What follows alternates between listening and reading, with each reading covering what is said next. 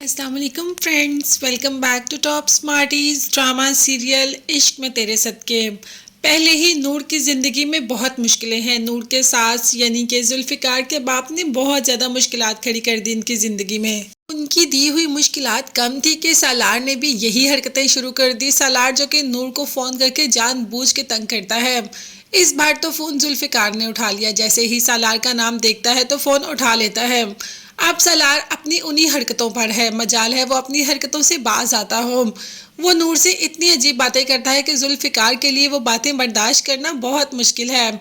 जैसे ही सालार को पता चलता है कि जुल्फ़िकार ने कॉल अटेंड की तो कह देता है कि मुझे मेरी एक्स वाइफ से बात करनी है, क्या तुम मेरी उससे बात करवा सकते हो? मैं तो वैसे उससे बात करता ही रहता हूँ, मुझे नहीं पता कि उसने तुम्हें बताया है कि नहीं बताया।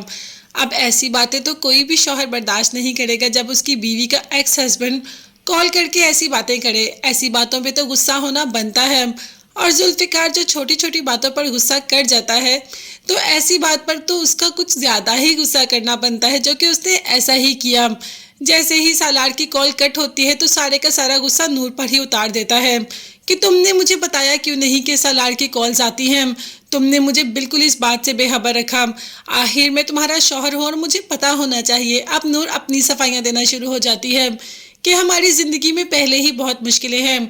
मैं नहीं चाहती थी कि आप और परेशान हो। आपकी परेशानी की वजह से आपको नहीं बताया। जुल्फ़िकार सालार के पास जाना चाहता है और उसे इस बात का सबक सिखाना चाहता है, मगर रोक देती है नूर और कहती है कि आपको वहाँ जाने की ज़रूरत नहीं, फजूल हंगामा होगा।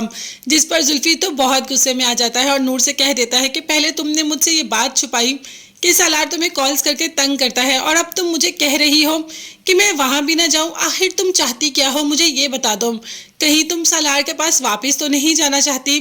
जुल्फ़िकार ने इतना बड़ा इल्ज़ाम लगा दिया नूर पर कि नूर के लिए तो बर्दाश्त करना ही मुश्किल हो गया।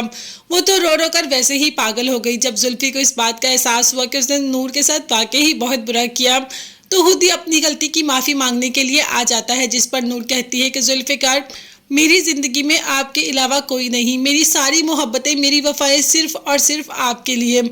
मुझे बहुत बुरा लगता है जब आप मुझ पर शक करते हैं। आप मुझ पर आंखें बंद करके यकीन कर सकते हैं मैं सिर्फ आपकी हूँ और आपके अलावा मेरी ज़िंदगी में कोई नहीं। शायद जुल्फ़ी को यकीन आ ही जाए नूर पर, मगर जुल्फ़ी को ये नूर पर यकीन तो है। सालार की बातें उसे डगमगा देती हैं। दूसरी तरफ बात करें सालार की ज़िंदगी में होने वाले मतंजन की, तो उसमें यह है कि सालार की अरुष्पा तो उसके पास रहती नहीं। हाँ, मगर फ़राह हर वक्त मौजूद होती है। जैसे ही अरुष्पा आती है तो क्या देखती है कि फ़राह और सालार इतने करीब करीब हैं, तो फिर से फ़राह पर गुस्सा करना शुरू कर देती है। अब तो फ़राह पुप्पो से कह देती है कि पुप्पो जान के देखिए ये मेरे पास कैसे कैसे घटिया इल्ज़ाम लगा रही है। तो अरुष्पा ने कहा कि ये कोई इल्ज़ाम नहीं, मैंने खुद तुम्हें सालार के इतने करीब देखा। आखिर तुम मेरे रूम में कर क्या रही थी? भाई ये नूर नहीं जिसको तुम डरा धमका लोगी, ये तो फ़राह है। फ़राह सबको अपनी तरफ करने का हुनर रखती है। अब सालार भी फ़राह का ही साथ देगा। देखते हैं आगे आने वाले एपिसोड्स में क्या रंग देखने को मिलता है। तब तक के लिए चैनल को सब्सक्राइब कीजिएगा। नेक्स्ट वीडियोस तक के लिए अल्लाह हाफिज़, bye bye and take care.